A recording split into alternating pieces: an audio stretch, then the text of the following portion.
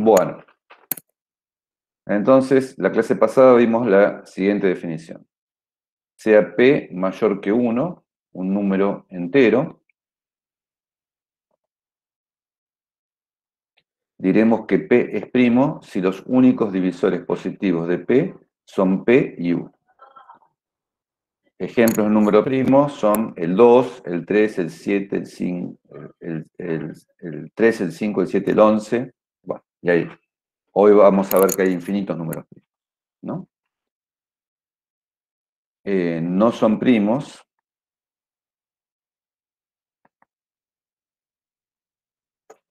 por ejemplo, 4, 6, 15, pues, por ejemplo, 2 dividido a 4, 3 dividido a 6 y 3 dividido a 15, ¿no? Es decir, tienen divisores no triviales, digámoslo así, ¿no? ¿Qué significa en este contexto no trivial? Significa que no es ni el uno ni sí mismo, ¿no? Eso siempre están esos siempre, dado cualquier número n, 1 y n son divisores de n. Es decir, son divisores triviales, divisores que vienen por definición. Divisores no triviales serían aquellos que no son ni 1 ni n, ¿no? En este caso, en el caso de 4, tenemos que el 2, que es un número más grande que 1 y más chico que 4, divide a 4.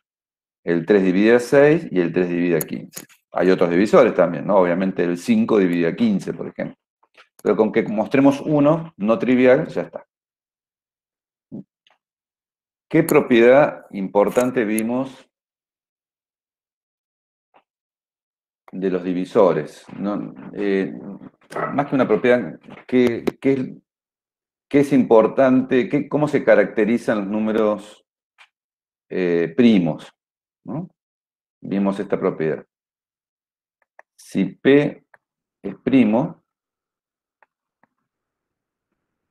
y P es igual a M1 por M2, ¿sí?, mayores que 0, entonces M1 igual 1 y M2 igual P, o M1 igual P y M2 igual 1, ¿no? Es decir, M1 es 1P y M2 es 1OP. Bueno, porque si no, si fuera un número distinto 1P alguno de ellos, sería un divisor no trivial, ¿no? Si n no es primo, existen M1, M2, tal que n es igual a M1, M2 y MI distinto de 1P. No son, ninguno de los dos puede ser ni 1 ni P. En realidad, esto está bien, pero uno ya sabe que si M1 no es 1, entonces, digamos, alcanzaría con decir tal que M1 no es ni 1 ni P, porque si M1 no es 1 ni P, M2 tampoco puede ser ni 1 ni P. Pero bueno, con esto alcanza. Ahí me piden entrar en el aula. Bueno. Entonces, esto es importante, son propiedades bastante sencillas a partir de la definición, pero son propiedades importantes. Ustedes se den cuenta que si un primo es producto de dos números, bueno, esos números son o 1 o P. Y si un número no es primo, entonces hay una forma de escribirlo a n como M1 por M2, donde M1 y M2 no son ni 1 ni P. Bueno, después vimos, déjenme ver, no me quiero olvidar de las cosas importantes.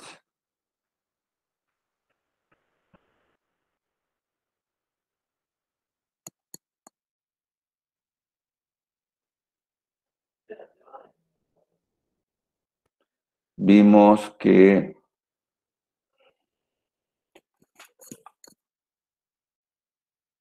esto fue una de las cosas primeras que vimos. Bueno, después vimos el teorema siguiente.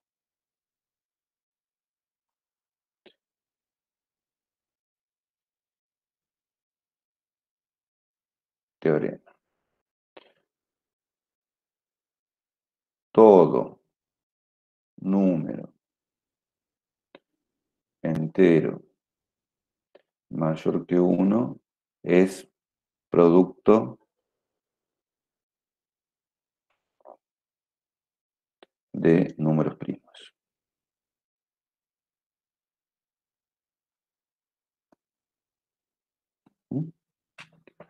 Bueno, por ejemplo, yo sé, 324. 324 es 2 por 162, que es igual a 2 por 81. Ah, justo elegí un número con muchas potencias. Que es igual a 2 por 3 por 27. Que es igual a 2 por 3 por 3 por 9. Que es igual a 2 por 2 por 2 por 3 por 3 por 3 por 3. Y ya está, ¿no? No sé cómo la pegué justo, lo debe haber tenido en algún lugar de la memoria este número para que sea justo una cosa tan especial. 2 al cubo por 3 a la cuarta, ¿no es cierto? Es producto de prima. Creo que es 2 al cuadrado. 2 al cuadrado, perdón. Sí, sí, sí. Tienen razón. 2 al cuadrado. Por 3 a la cuarta. Ese está bien. Pasa que escribiste 3-2 justo antes, por eso en la penúltima ¿Cómo? igualdad Ah, hay 3 factores 2. ahí tengo que borrar también. Bien, bien, bien, bien. Ahí está. Ahora sí está bien. Bueno, entonces, bueno, si ustedes hacen esto así sistemáticamente y dividiendo por los números más chiquitos, que 324, van a encontrar una descomposición de números primos. Como les decía en la clase pasada, no hay forma de hacerlo mucho mejor que eso, ¿no? Dividiendo por todos los números más chicos. Está el criterio de raíz que vimos la clase pasada, que digamos, achica un poco la cantidad de cuentas. En el caso de los seres humanos los achica mucho, pero en el caso ya de números grandes no es significativo, digamos, ¿no? Bueno, entonces, a partir de esto, a partir del teorema,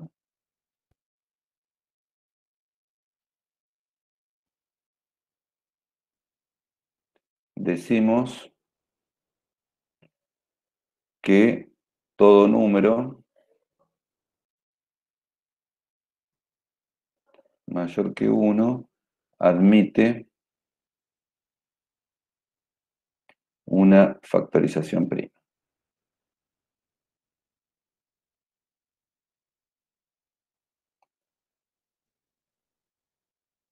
O una factorización, también se dice, o una factorización.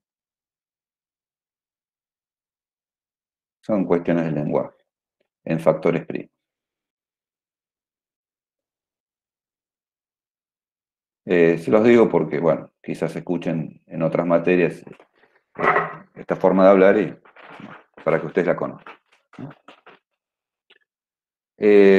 Una observación, si n menor que -1, entonces -1 por n mayor que 1. Implica que -1 por n es, bueno, pongamos directamente igual a P1 por hasta PK con PI'. Eso implica, si multiplicamos por menos 1 ambos miembros, que n es igual a menos 1 por un producto de primo.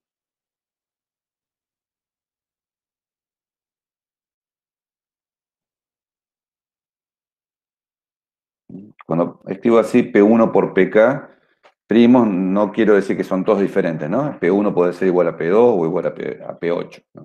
Son productos de primos, que pueden ser distintos o iguales. Es decir, todo número, el 1 y el menos 1, bueno, son 1 y menos 1. Y todos los demás números o son producto de primos o son producto de primos por menos 1. No es muy difícil eso darse cuenta a partir del teorema que vimos antes, ¿no es cierto?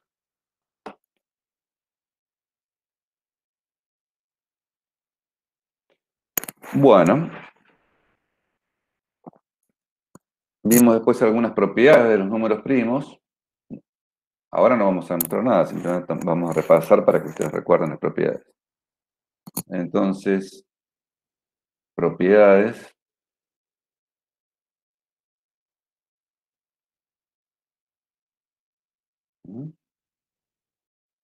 Primera, bueno, sea A perteneciente a Z y P', entonces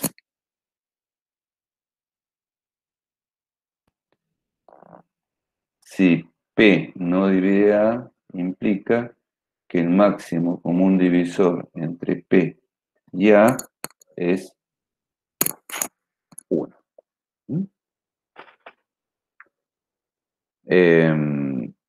¿Por qué? Así no hagamos la demostración, pero recordemos por cómo venía. Bueno, si D es el máximo común divisor entre P y A, D divide a P y divide A. Si D divide a P es o 1 o P. Supongamos, digamos, si es 1 está bien. Si D no fuera 1 tendría que ser P. Entonces, si el máximo común divisor, si D fuera P, debería dividir A y no lo hace. Segunda propiedad. Si P, P', primos, y P divide a P', implica que P igual a P'. Bueno, está claro. Como P es primo y divide P', tiene que ser P', no puede ser 1. P', al ser primo, los divisores son o 1 o P'. Bueno, si P divide a P', como P no es 1, P tiene que ser igual a P'. De acá es la demostración muy similar. Si A perteneciente a Z y P',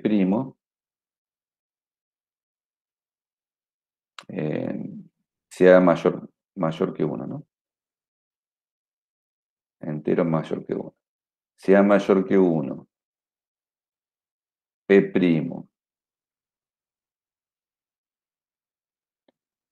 y A divide a P, entonces A igual a P.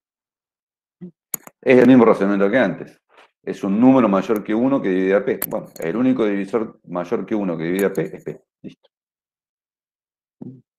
La demostración es igual que la de antes.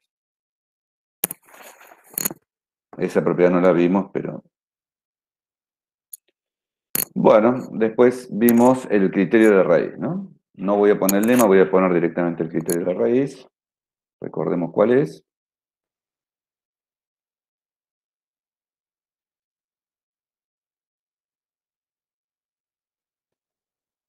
Lo voy a copiar para no confundir.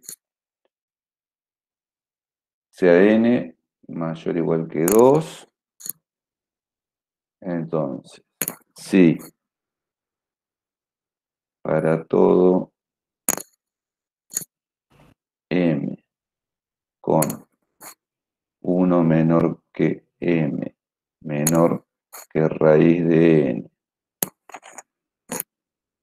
ocurre o pasa o satisface que m no divide a n, implica que n es primo. Y si no, no lo es. Si no, no lo es, ¿no? En realidad no sé si solo sí, ¿no? Bueno, si n es primo es trivial, la vuelta es trivial. El importante es el implica. Bueno, esto se puede usar para probar, no sé, si un número es primo o no. Elijamos un número. Entonces,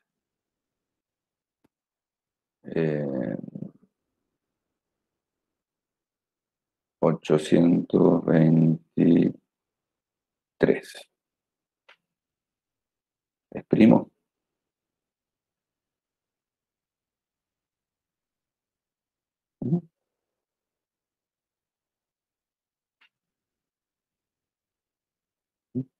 Bueno, entonces tenemos que ver cuál es la raíz de 823. Debemos ver que si existe, en realidad debemos ver si existe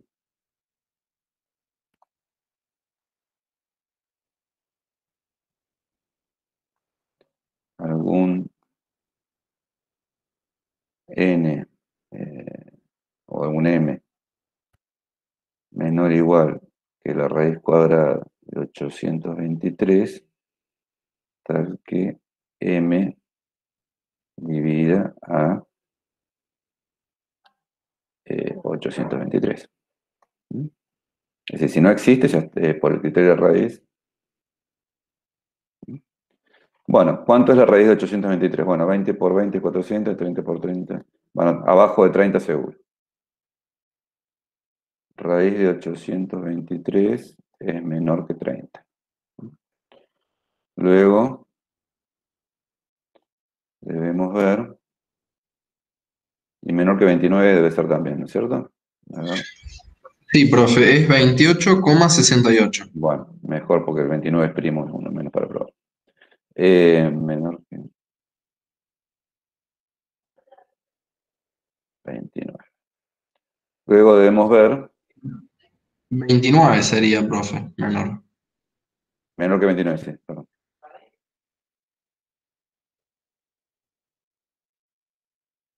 Debemos ver si m divide a 823 para 2 menor o igual que m menor o igual que 28. Bueno, y eso lo dejamos como ejercicio. La verdad que no sé.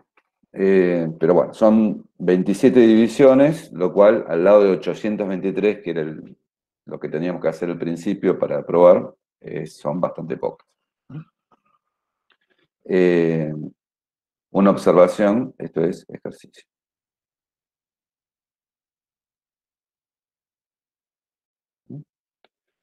Una observación es que, lo dije la clase pasada, podemos probar con los P primos, tal que 2 menor o igual que P menor o igual que 28. Y ahí nos quedan muchos menos, nos van a quedar 10, una cosa así, 10, alrededor de 10. No, porque si no lo divide ningún primo, no lo va a menor o igual que 28, no lo va a dividir ningún número, ¿no?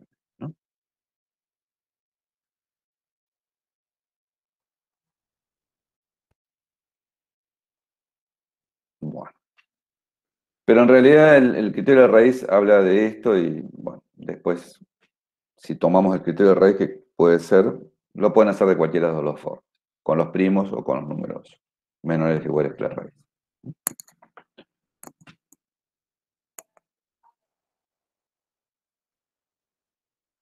Bueno, y ahora viene una de las propiedades, vamos a repasar una de las propiedades más importantes.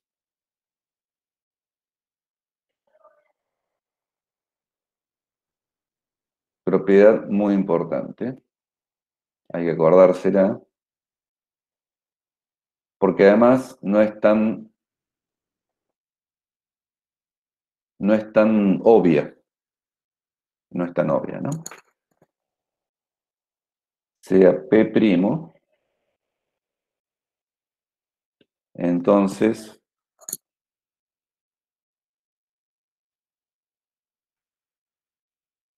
si P divide a X por Y, lo voy a poner abajo para que quede más remarcado. Si P divide a X por Y, implica que P divide a X o P divide a Y. Esa es una propiedad muy, muy importante que, como ya les dije la clase pasada, se podría usar para definir que un número es primo. Uno podría decir, P es primo, definición, directamente definición. P es primo si cada vez que divide a un producto, divide a uno de los dos números. Es una definición un poquito rebuscada de primo, pero se podría definir así, es equivalente. Se podría después probar lo otro, que los únicos divisores son 1 y P. Pero bueno, ahora lo vemos como una propiedad importante. Como corolario de esa propiedad, esto ya es por inducción, es mucho más sencillo y se prueba por inducción, usando la primera propiedad, P divide a X1 por XK implica que P divide a XY para algún Y.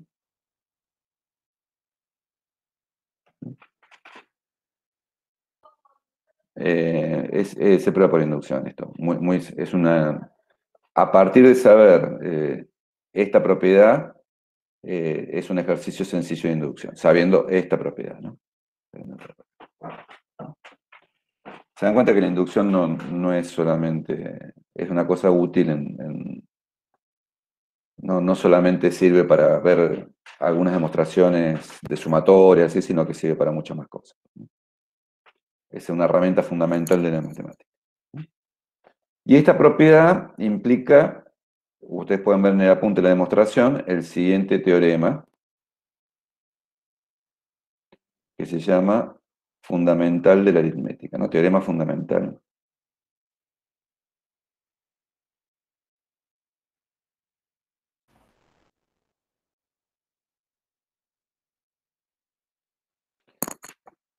Esta propiedad nos sirve para demostrar el teorema fundamental de la aritmética, que dice lo siguiente, ¿no?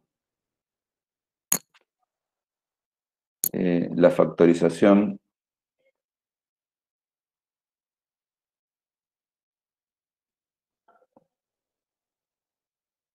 en primos de un n mayor o igual que 2 es única, salvo el orden con que están escritos los primos, ¿no? Salvo, como está dicho acá, el orden de los factores primos.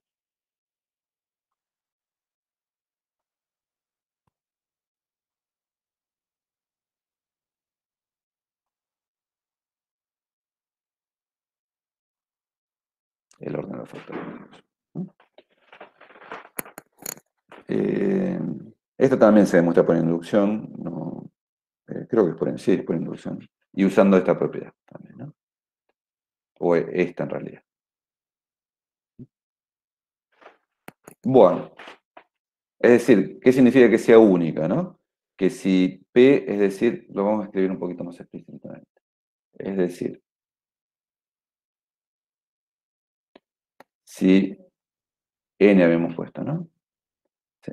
Si N es igual a P1 por PR con PI primo para todo I, ¿no? Y N es Q1 por QS con QI primo, entonces R igual S, es decir, la cantidad de prima es la misma porque la factorización es única, y bueno, los PI son los QJ permutados, digámoslo así. Una permutación de los QJ se obtiene en los PI.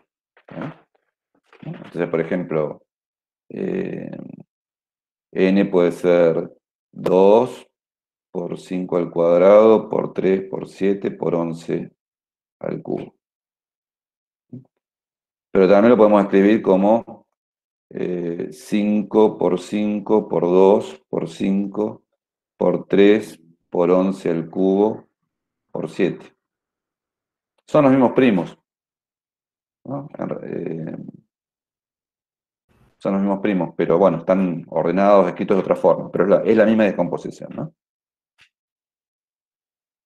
Es la misma descomposición. Está el 2 una vez, el 5 tres veces, el 3 una vez, el 7 una vez y el 11 tres veces.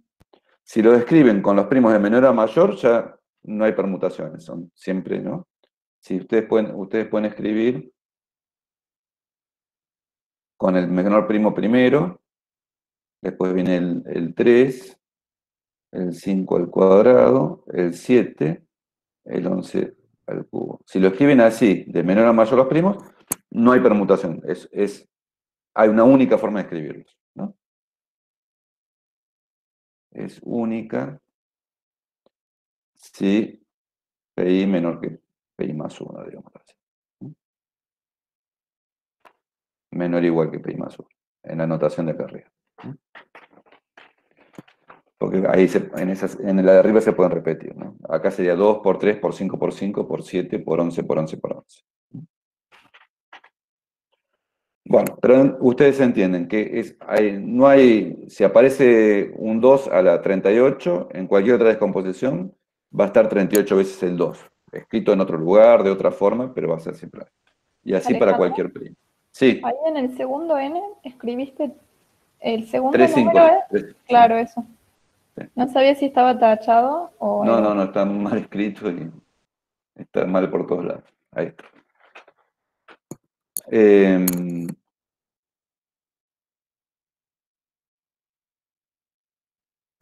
Bueno, es importante esto, es un teorema importante, ¿no? El teorema fundamental aritmética, a veces como le dicen, es los dos resultados combinados. Todo número entero mayor o igual que 2 se descompone como producto de primos de una única forma, ¿no? Ese sería el teorema completo. Pero por alguna razón le dan más importancia, digamos, a este le pusieron nombre y al anterior no. Depende del libro también.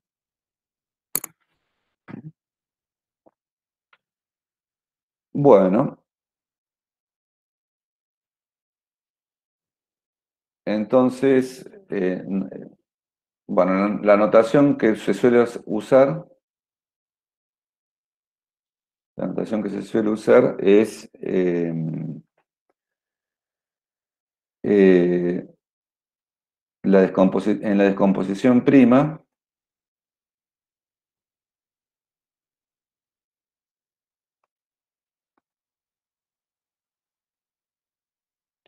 se suele escribir, la descomposición prima, se suele escribir, no la descomposición prima, se suele escribir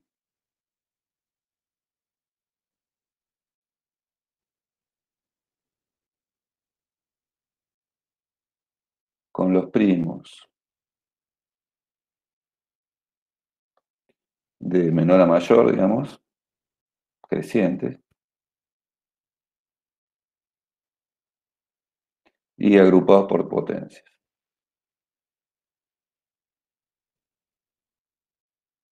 Es una forma de escribirlo, no es obligatorio, nada. Es decir,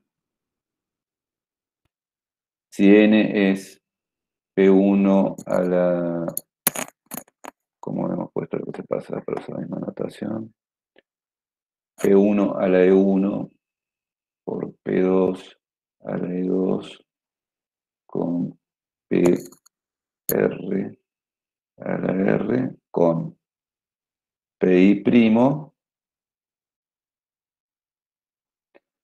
PI menor que PI más 1, cuando corresponda, y nada más, ¿no?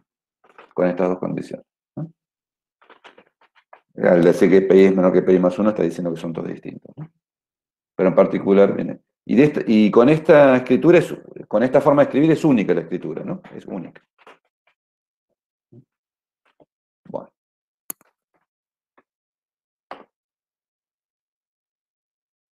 Hicimos, por ejemplo, no lo voy a repetir el ejemplo, ni voy a hacer otro porque me lo plomo. 7000, vimos que era 2 al cubo por 5 al cubo por 7. Esa es una forma estándar de escribirlo. Y ahí terminamos, ¿no es cierto? Ahí fue lo último que vimos, después del corte de luz. Vimos esto, este es poquito, y ya terminó. Y ahora vamos a pasar a lo nuevo.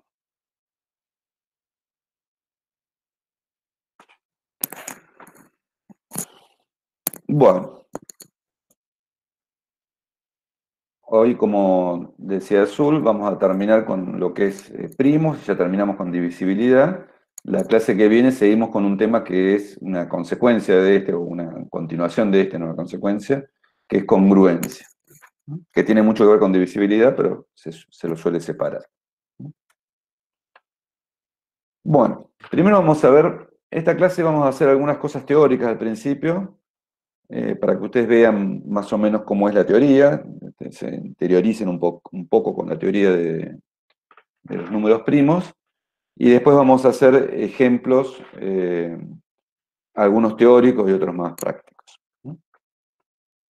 Bueno, la primera pregunta que uno se puede hacer, no sé si la primera, pero una de las primeras, es, digamos, está muy interesante esto de la descomposición de un número por producto de números primos. Sería mucho más interesante si los primos fueran una cantidad finita, ¿no? Entonces uno sabría que hay, yo sé, 328.324 números primos, y todo número se escribe con producto de ellos. Listo. Sería muy lindo. Bueno, no es así. Como bien dice acá en la transparencia que ustedes están viendo, existen infinitos números primos. Esto ya lo sabían los griegos, y esta es una famosa demostración de la época de los griegos, es decir, con más de 2000 años.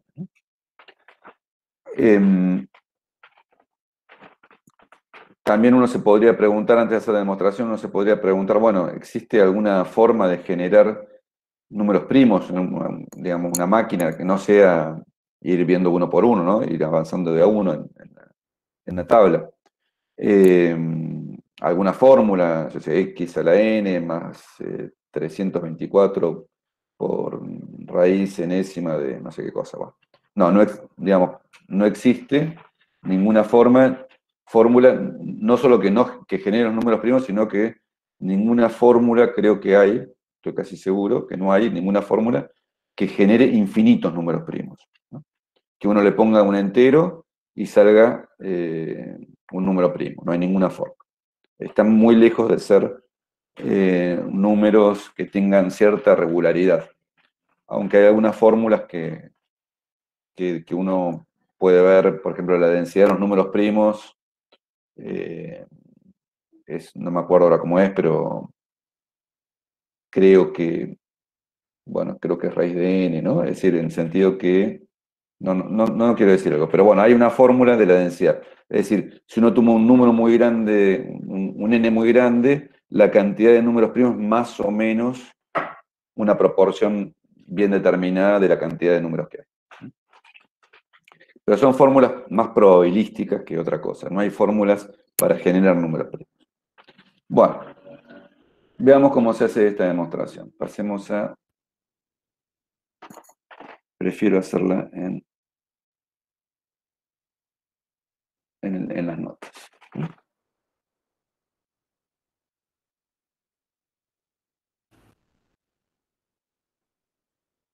Después está escrita, ¿no? En la presentación.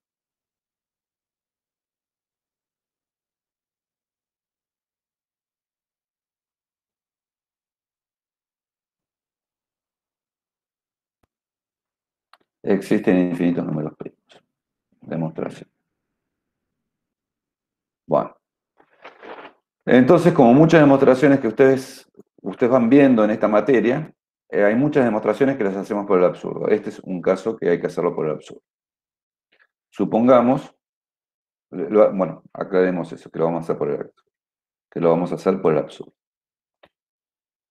Lo haremos por el absurdo. ¿Qué significa en este caso hacerlo por el absurdo? Bueno, vamos a negar lo que es verdadero, que existen infinitos números primos. Es decir, vamos a suponemos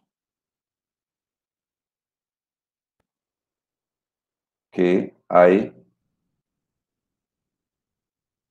un número finito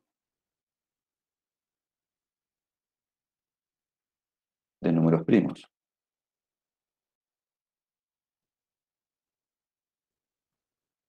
Es decir,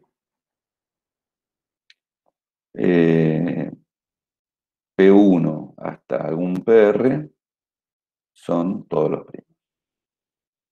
No sé si está bien expresado, pero se lee. Algún R. Algún R que no conocemos. Hay R primos, bueno, entonces hay cierta cantidad de números primos, en este caso sería R, que los vamos a llamar P1 y PR. Bueno, entonces, con esto, teóricamente, si esto fuera cierto, cualquier número n sería P1 al N1, por P2 al N2, o por P hasta PR por N sub R, ¿no? Estaría fabuloso, sería fabuloso, pero no es así. Entonces, ahora tenemos que llegar a una contradicción para que esto caiga, para que esta hipótesis falsa caiga, ¿no? Sea n igual a P1 por P2 multiplico todos los números primos con potencia 1 y le sumo 1.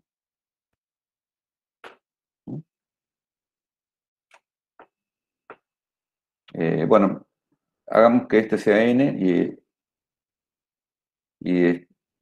y después tenemos n más 1, ¿no? Entonces, bueno, y obviamente lo que escribí para remarcar, n más 1 obviamente es P1 por PR más 1. No hay ningún problema. Bueno, ahora, por el teorema fundamental el teorema que ya vimos, que no se llama teorema fundamental de álgebra, por lo que vimos hoy,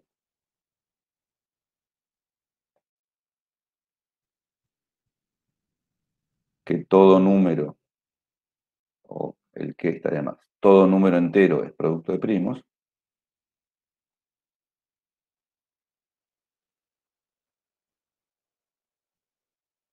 mayor o igual que 2 es producto de primos,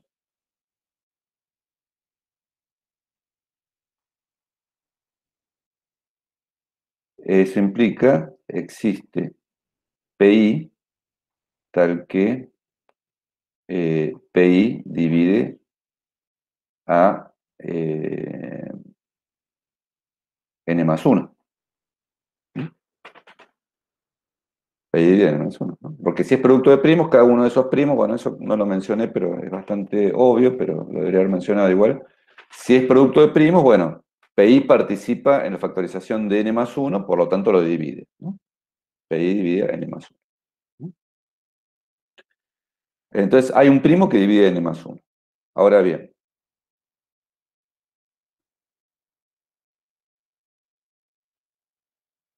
como n es P1 por P2 por P3, en algún momento está PI hasta PR, implica que PI divide a n, ¿no? Porque participa en la factorización.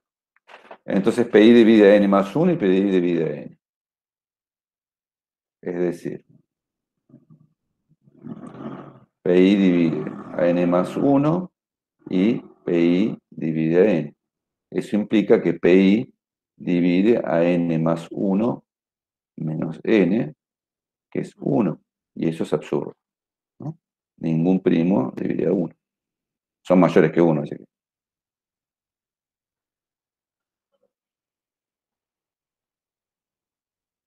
Bueno, el absurdo vino de suponer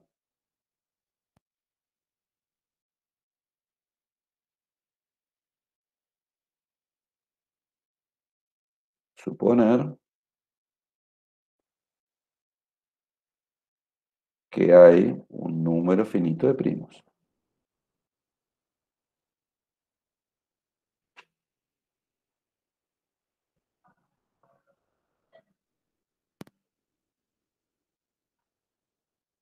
Y ahí terminó, ¿no? Entonces, por lo tanto, hay un número infinito de primos.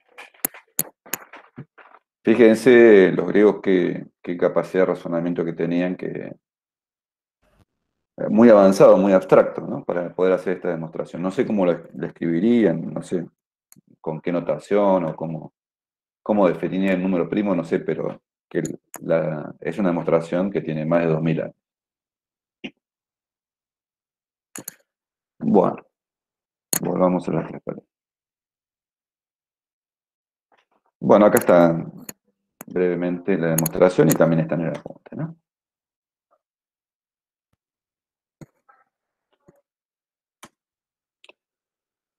Bueno, ahora vamos a probar otra cosa que también hicieron los griegos,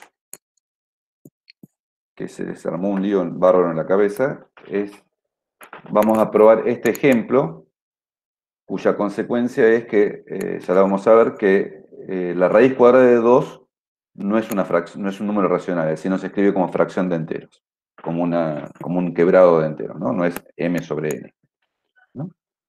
Los griegos no admitían la existencia de los números, es decir, se les armó un lío bárbaro. ¿Por qué? Porque por un lado, por el teorema de Pitágoras, la hipotenusa de un triángulo rectángulo con catetos de 1 y 1 es raíz de 2, ¿no? Recuerden que el teorema de Pitágoras dice que la suma del cuadrado de los catetos es igual al cuadrado de la hipotenusa.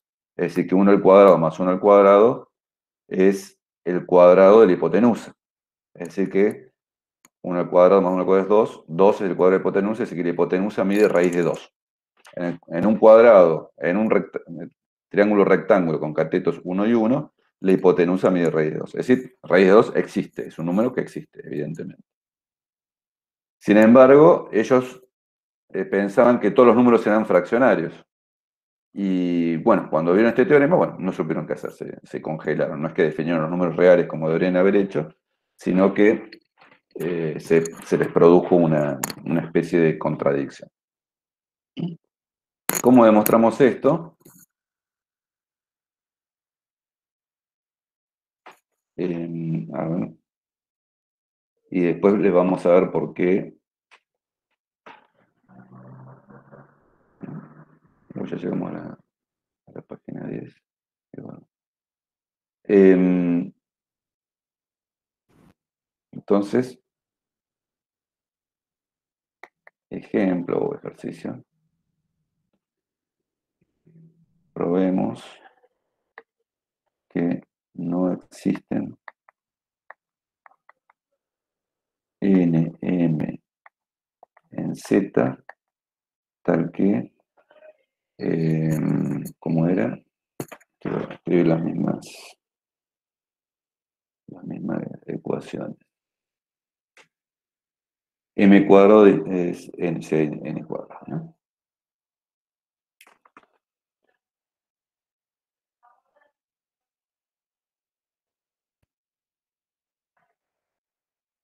N cuadrado. Bueno, por teorema fundamental de la aritmética, más lo anterior, M es MZ mayores que 0, digamos, mayores que 1, ¿no? Eso es importante. No, porque si no, no tampoco. Si uno es 1, bueno, es trivial. M es igual a P1 a la E1 por PR a la R por 2 a la E0, ¿no? Separo el 2 de todos los demás, ¿no? Con PI mayor que 2, ¿no? Y N es 2 a la F0 por Q1 a la F1, QS a la FS, ¿no? Con QI mayor que 2, ¿no? Es decir, por el teorema fundamental de la aritmética, M es 2, digamos, es producto de primos y, bueno, puede aparecer el 2 o no. El E0 podría ser 0, ¿no? Y el F0 podría ser 0. Y después aparecen otros primos, ¿no? Separados porque son distintos. Entonces, M cuadrado, bueno, acá vamos a usar la propiedad que, la voy a escribir acá por las dudas, que dice que A a la T al cuadrado es A a la 2T, ¿no? Esta es una propiedad que ustedes la saben, pero yo la recuerdo, ¿no? Entonces, cuando yo elevo el cuadrado, todos los exponentes se duplican, ¿no? Entonces, M cuadrado es 2 a la 2E0 por P1 a las 2E1 por PR a la 2R. Y N cuadrado es 2 a la 2F0 por Q1 a la 2F1 por QR a la 2F, QS a la 2FS. Y esta es la composición prima claramente de M cuadrado y N cuadrado, porque todos los primos son distintos. Esta es la composición prima. Va, porque son todos primos, porque todos los que participan son primos. Ahora, ¿cuánto vale 2N cuadrado? 2N cuadrado es igual a 2 por 2F0 más 1, ¿no? A por A a la T es A a la T más 1. Siempre se suman los exponentes, ¿no? A la T más 1. Entonces, 2 por N cuadrado es 2F0 más 1 por Q1 a la 2F1 por QS a la 2FS. Bueno, por el teorema fundamental de la aritmética, como si M cuadrado es igual a 2N cuadrado, implica que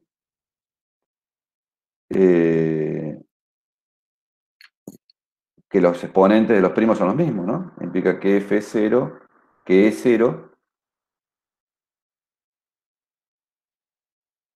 ¿no? Que todos los exponentes son iguales porque la escritura es única. Implica que E0 es igual a 2F0 más 1, que 2E0, ¿no? Esto, a ver si queda claro. Esto, si M cuadrado es igual a 2N cuadrado, tiene que ser igual a esto. Porque el 2 participa con estas potencias en ambos números. Si son el mismo número, tienen que ser iguales esos números. Pero bueno, pero eso es absurdo, porque uno es par y el otro es impar, ¿no?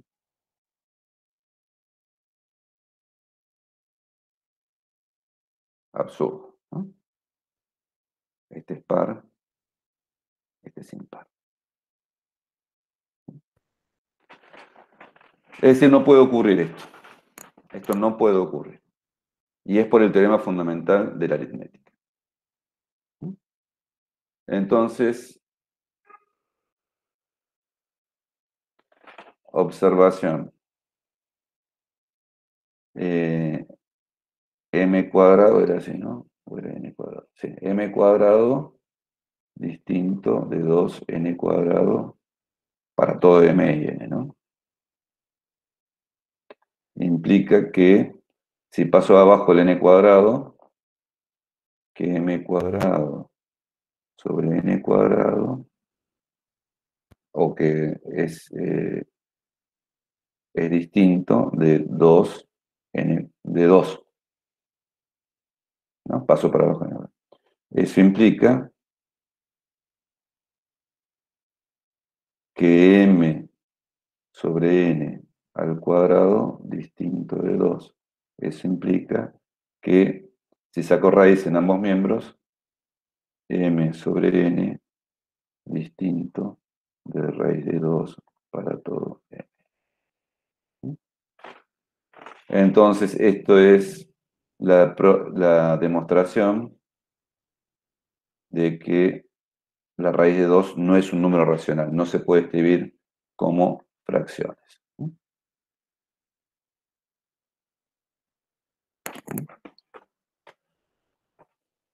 Bueno, estas son las cosas de la matemática que ustedes quizás conocían, pero no estaban para nada interiorizados de cuál era, por qué era eso.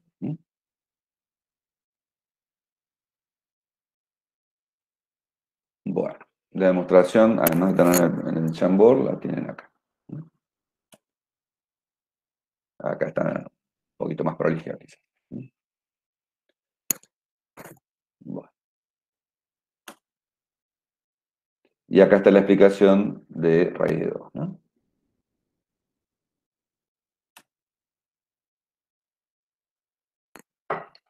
Bueno, ahora vamos a ver una notación que nos va a servir para lo que sigue.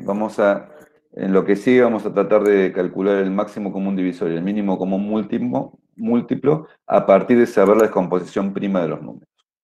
Para eso nos va a servir la siguiente notación. Tenemos m y n, dos enteros positivos, ¿no? M y n. Entonces, a veces es conveniente, como dice aquí, escribir la factorización prima de ambos números usando los mismos primos, los de m y los de n. Los primos que usamos son los que se encuentran en la factorización prima de ambos, ¿no? M, por ejemplo, escribimos M como P1 a la 1, P2 a la 2, PR a la R. Y N como P1 a la F1, P2 a la F2, PR a la FR. Eso no significa que todos estos primos, por ejemplo, los que están aquí, participen en la factorización de N. Alguno puede estar a la potencia 0, con lo cual es 1.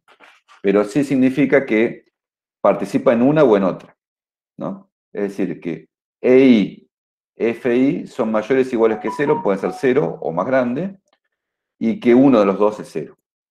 Esa es una forma de escribirlo. Por ejemplo, 168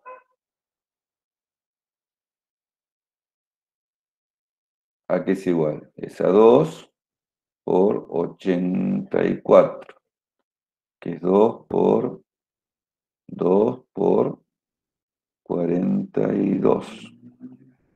2 por 2 por 2 por 21 y 21 3 por 7, ¿no? Entonces 2 al cubo por 3 por 7. 495 es igual a 5 por 9. ¿Cuánto es? 99, ¿no? Sí, profe. 99. 5 por 99. Bien. Y 5 por 9 es 9 por 11. ¿No? Sí, está bien. Y 9 es 3 al cuadrado. Es decir que 5 por 3 al cuadrado por 11. Entonces tenemos dos factorizaciones. Digamos, escribamos de nuevo. Luego, lo pasé de página. Ahí está. Luego, 168, escribamos la definitiva. Es 2 al cubo por 3 por 7. Y 495 es 5 por 3 al cuadrado por 11. Entonces los escribimos, son los mismos números, pero en esta notación 168 es 2 al cubo. Acá puse el 5 antes del 3, eso está bien. Se puede poner, pero preferible poner siempre 3 antes del 3. 5 al cubo por 3 a la 1. 2 al cubo por 3 a la 1, por 5 a la 0, por 7 a la 1, por 11 a la 0. Y 495 es igual a 2 a la 0, 3 al cuadrado, 5 a la 1, 7 a la 0, 11 a la 1. ¿Se dan cuenta? Es una notación, simplemente es notación. A veces es conveniente, para lo que vamos a ver ahora, es conveniente escribir así. Bueno, ahora en la próxima página lo van a ver escrito así. Lo mismo que hicimos está hecho acá.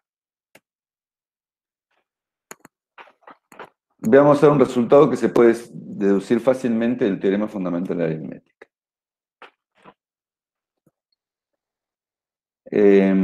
La proposición siguiente nos dice lo siguiente. Tenemos, en la notación que tenemos de antes, como antes, decimos que dos números enteros mayores o iguales que 2, uno es P1 a la E1, P1 a la E1 por P2 a la E2, así sucesivamente hasta PR a la ER. Y N son los mismos primos, pero a diferentes exponentes, P1 a la F1, P2 a la F2, hasta PR a la FR, ¿no? Donde los exponentes son mayores o iguales que C, no necesariamente son mayores que C, ¿no? Entonces, este es el resultado importante. M dividido N, si solo si EI es menor o igual que FI. Bueno. Veamos un poquito la demostración brevemente.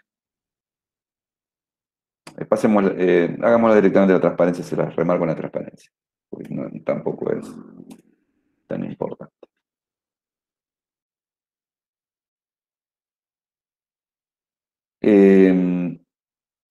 Bueno, como M es P1 a la E1, P2 a la E2, PR a la R, evidentemente P a la EJ divide N. Porque P a la EJ es parte, P a la I, dice ahí, perdón, divide M, porque P a la I es parte de estos productos, ¿no? Como M divide N, entonces P a la I divide N, ¿no? P es la propiedad transitiva del divide A. P a la I divide M y M divide N, entonces P a la I divide N. Es decir, N es P a la I por U. Por el teorema fundamental de la aritmética está claro que EI es menor o igual que F. No profundicemos, pero uno se da cuenta enseguida que eso tiene que ocurrir. Y viceversa, si EI es menor o igual que FI, tenemos que P a la I es divide P a la FI, ¿no? Porque, digamos, lo aclaro acá.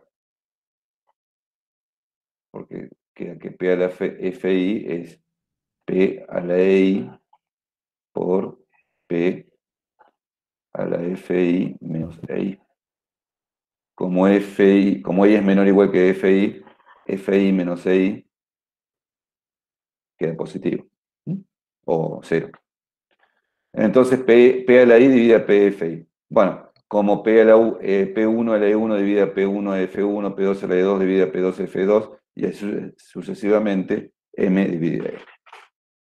No profundicemos. La demostración no es muy difícil, si la quieren ver bien completa está en el apunte. Yo les doy una idea en realidad.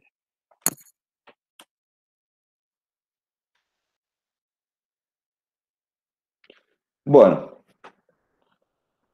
acá hay otro resultado. Acá está el resultado que yo les comentaba sobre el máximo común divisor y el mínimo común múltiplo. Dice lo siguiente. Ustedes cuando aprendieron, creo que todavía se sigue dando en el secundario, el máximo común divisor y el mínimo común múltiplo. Si algunos lo vieron, seguramente lo vieron en base a la descomposición prima, ¿no? Se dice siempre, el máximo común divisor entre m y n son los factores comunes a la mínima potencia. Y el mínimo común múltiplo son los factores comunes y no comunes a la máxima potencia. Era un versito así que uno aprendía en la secundaria, por lo menos yo lo aprendí así. No existía la otra definición de máximo común divisor, ni por las tapas, era esta la definición. Que, bueno, veamos cómo se expresa matemáticamente lo que les acabo de decir. El máximo común divisor de m y n es P1 a la K1, P2 a la K2, PR a la KR, es decir, intervienen los mismos primos, donde para cada i, bueno, sí, para cada i, para KI, digamos, no importa esa frase, KI es el mínimo entre EI y FI. Es decir, si M es P1 a la E1 por otro número, y N es P1 a la F1 por otro número, el K1 acá es el más chico entre 1 y F1, es uno de los dos, el más chico. Y así sucesivamente. El K2 es el más chico entre 2 y F2. Y el KR es el más chico entre R y FR. El mínimo común múltiplo de M y N es al revés de alguna forma. Es P1H1, P2H2, PRHR, donde HI es el máximo entre 1 y F1, ¿no? Es decir, H1 es el máximo entre 1 y F1, H2 es el máximo entre 2 y F2, y HR es el máximo entre R y FR. Es esa formulita.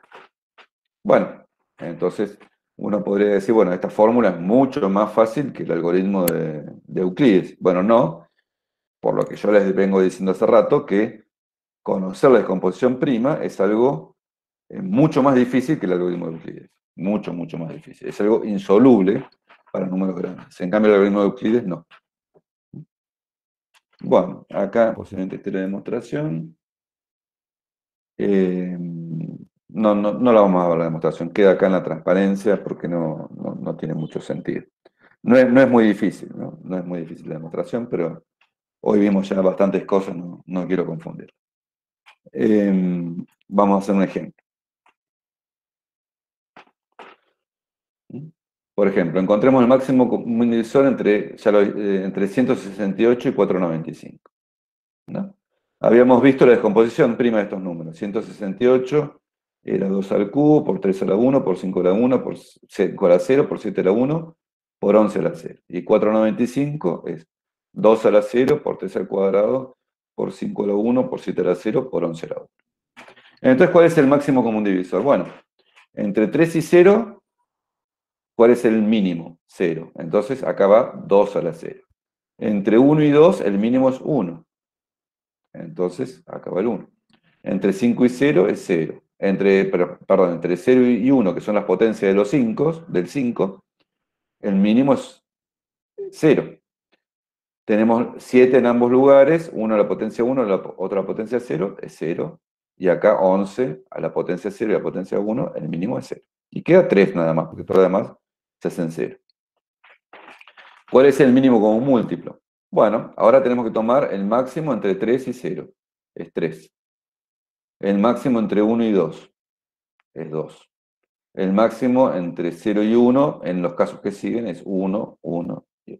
Bueno, este no lo calculé, es un número bastante más grande, ¿no? Es un múltiplo de 168 y 495. Entonces, esto sería la forma de calcular máximo común divisor y mínimo común múltiplo usando descomposición prima. Puede ser que uno pueda tomar un ejercicio con esto, pero les repito ya, les repito que no es el método adecuado para hallar el mínimo común múltiplo y el máximo común divisor, salvo que me den los números ya factorizados. Si a uno le dan los números factorizados, como acá está 168 y 495, bueno, sí, es trivial este método. Es simplemente inspeccionar todos los factores primos y elegir en el caso del máximo común divisor, elegir los factores primos comunes en su mínima potencia. Y en el caso del mínimo común múltiplo, es elegir todos los factores primos que intervengan en la máxima potencia que ocurren los dos.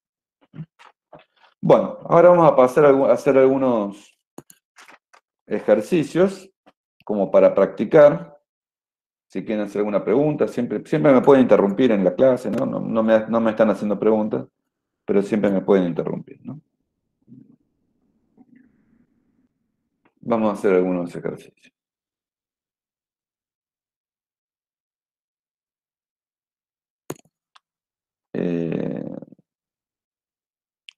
Son todos teóricos los que tengo, pero bueno, después haremos algunos con cuenta.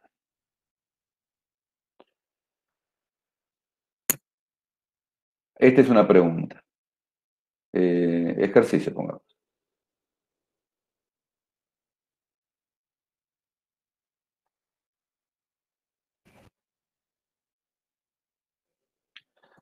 Quizás en la tarea, quizás algún ejercicio teórico sencillo, como este, podría entrar.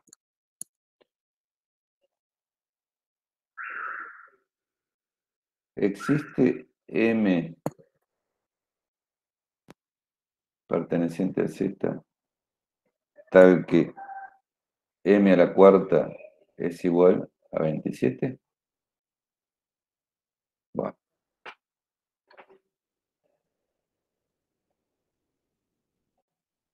Bueno, ¿ustedes qué les parece? 27 es 3 al cubo, ¿no es cierto?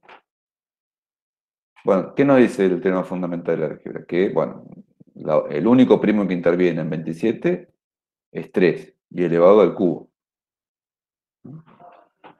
Entonces, la respuesta es no, porque m a la cuarta va a tener primos elevados a una potencia,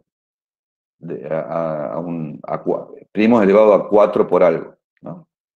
Respuesta no. Y cuando ustedes tienen la respuesta no, la tienen que justificar. Pues, si m es igual a P1 a la E1 por PR a la R, implica que m a la cuarta es P1 a la 4E1 por PR a la 4R. Supongamos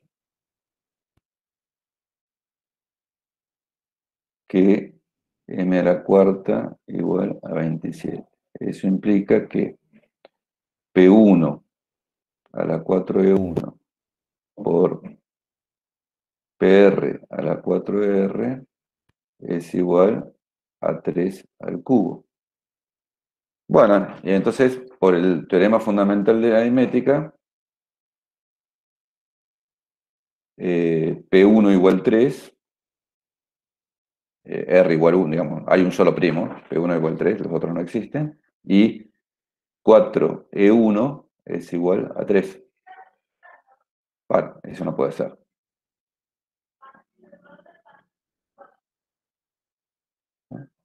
No puede ser. Luego, m a la cuarta, distinto de 27, de 27, sí, para todo m. ¿Se dan cuenta? No es muy difícil este ejercicio, además uno intuitivamente ve por dónde va, ¿no? Si es algo al cubo, no puede ser algo a la cuarta, ¿no? Pero bueno, uno intuitivamente se puede dar cuenta, incluso antes de saber el teorema fundamental de la aritmética, pero el teorema fundamental de la aritmética nos da la justificación y esta sería una demostración. Profe, una Sí, consulta. Ahí en R, en P o sea, cuando dice, supongamos que M a la 4 igual 27, ahí sí. L es un 3 de subíndice o un R. No, está mal el subíndice, sí, es un R. Sí. Ah, ok. Vamos, gracias, profe. No. Bueno, ahora veamos otro ejercicio.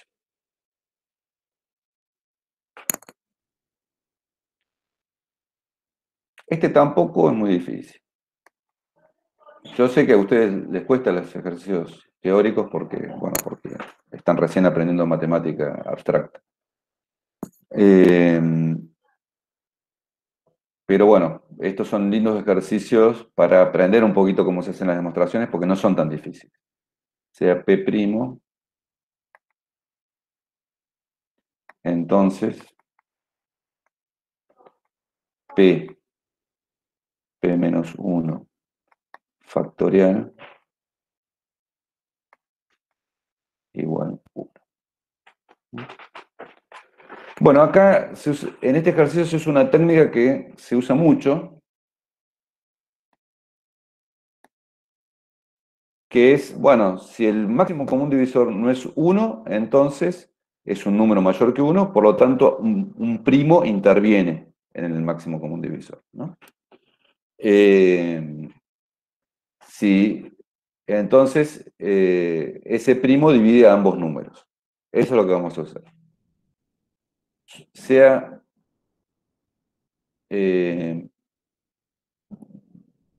digamos, bueno, en este caso el máximo común divisor, ¿cuánto puede ser? Alguien me lo tiene que decir eso. Sea D igual a P. Como P es primo, el Sí. máximo común divisor solo puede ser 1 o P. Exactamente. Como P es primo,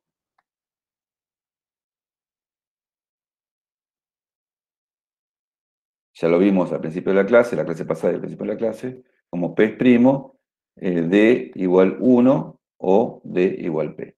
Y aunque no lo hayamos visto, uno lo puede decir fácil. Bueno, el máximo común divisor tiene que dividir a P. Entonces es o 1 o P, nada más que eso. Simplemente hay que decir eso.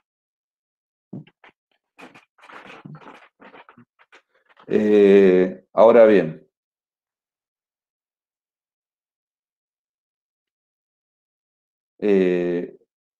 si P divide a P menos 1 factorial, supongamos que el máximo común divisor sea D, ¿sí? O estamos pensando, si P divide a P menos 1 factorial, implica que P divide algún, digamos, recuerden que había una propiedad que decía, esta la vimos la clase pasada, ¿sí? Que decía que si P dividía a X1, XR, implica que P divide XY algún Y, ¿no?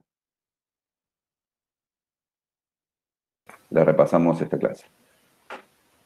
Entonces P divide acá con algún K tal que 1 menor o igual que K menor que P. ¿Por qué? Porque P menos 1 factorial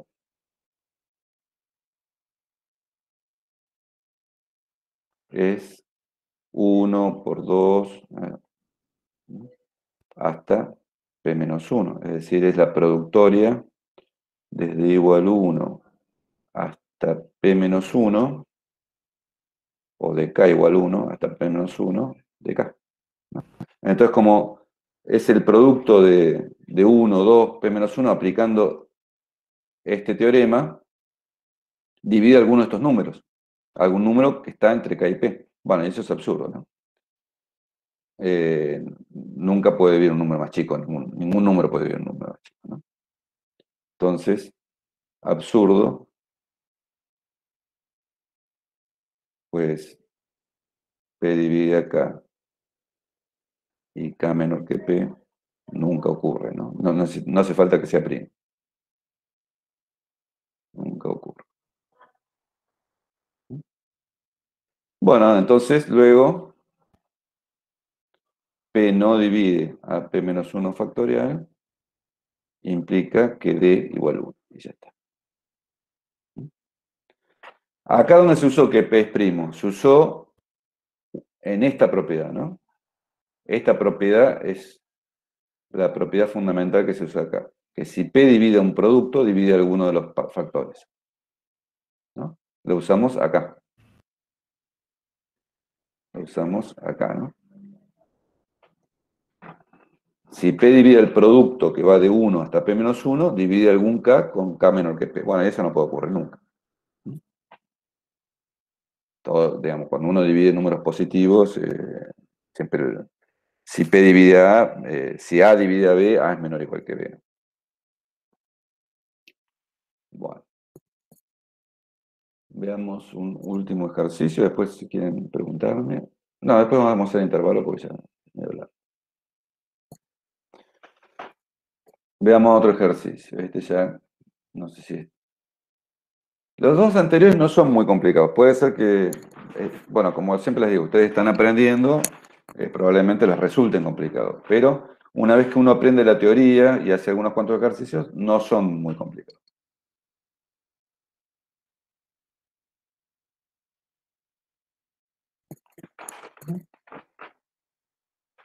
Ejercicio.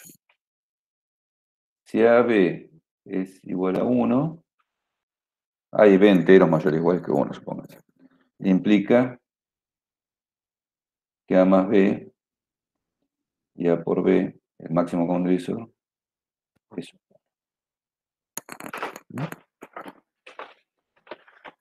1. Bueno, acá es interesante que este ejercicio, si no usa uno de descomposición prima, no sale directamente. Es decir, no sabría cómo hacerlo. Como les dije recién, para ver que es 1, uno debería probar que no hay ningún primo que divida al máximo común divisor. Entonces tomo el máximo común divisor entre A más B y A por B. Digo, supongamos que exista P' tal que P divide a D. Es decir, D mayor que 1. Estamos suponiendo que D es mayor que 1. Es decir, D es mayor que 1 si solo si existe un primo que lo divide. Bueno, entonces P divide A más B y P divide A por B. Porque es por la primera parte de la definición de máximo común divisor.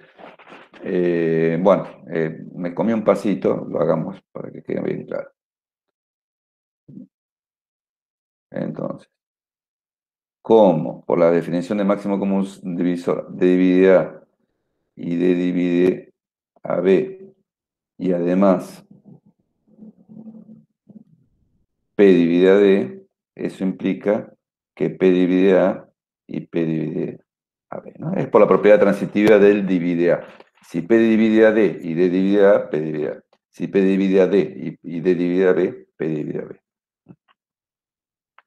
Entonces está dividiendo a A y a B.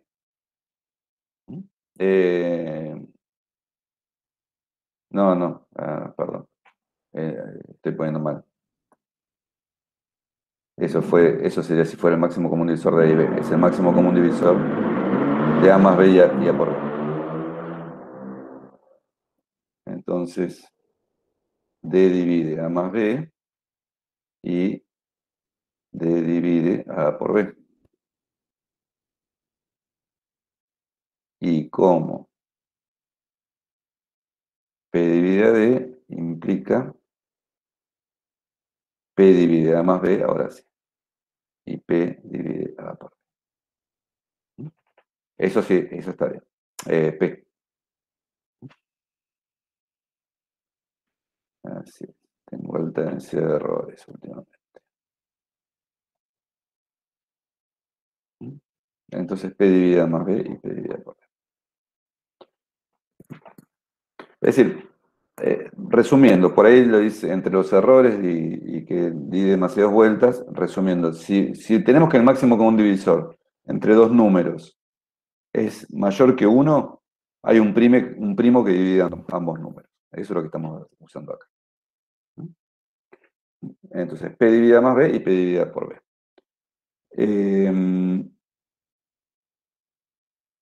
Como P divide A por B, acá usamos una de las propiedades, la propiedad muy importante de los números primos, implica que P divide A o P divide B. Recuerden que es la propiedad que yo anoté como muy importante, que le di la clase pasada y la repasé como propiedad muy importante hoy, en el Jamboard, ¿no? Entonces, primer caso. Si P divide A, como P divide A más B, implica que P divide A más B menos A, ¿no? Porque P divide A, entonces divide A más B, divide A más B menos A, que es igual a B. Es decir, P divide A y P divide a B implica que el máximo común divisor entre A y B es mayor que 1, obviamente, porque ya tiene que ser mayor que P. Y bueno, es muy análogo, ¿no? Si P divide a B, ¿no? Teníamos dos posibilidades, P divide A y P divide a B. Si P divide a B, como P divide A más B, implica que P divide A más B menos B igual a. Y eso implica que el máximo común divisor entre A y B es mayor que 1. Entonces, claramente, la opción que P divida, entonces, ¿a qué hemos llegado a la conclusión? Suponiendo que D es mayor que 1, encontramos un primo P que divida A más B y P que divide A por B, y eso implica que P divide A y P divide a B, porque por cualquiera de los dos caminos llegamos a la misma conclusión. Y eso implica que AB mayor que 1, lo cual es absurdo. Entonces,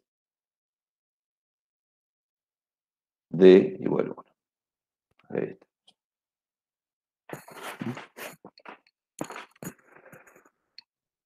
Bueno, ¿alguna pregunta? Si no, hacemos un intervalo hasta las 16:45.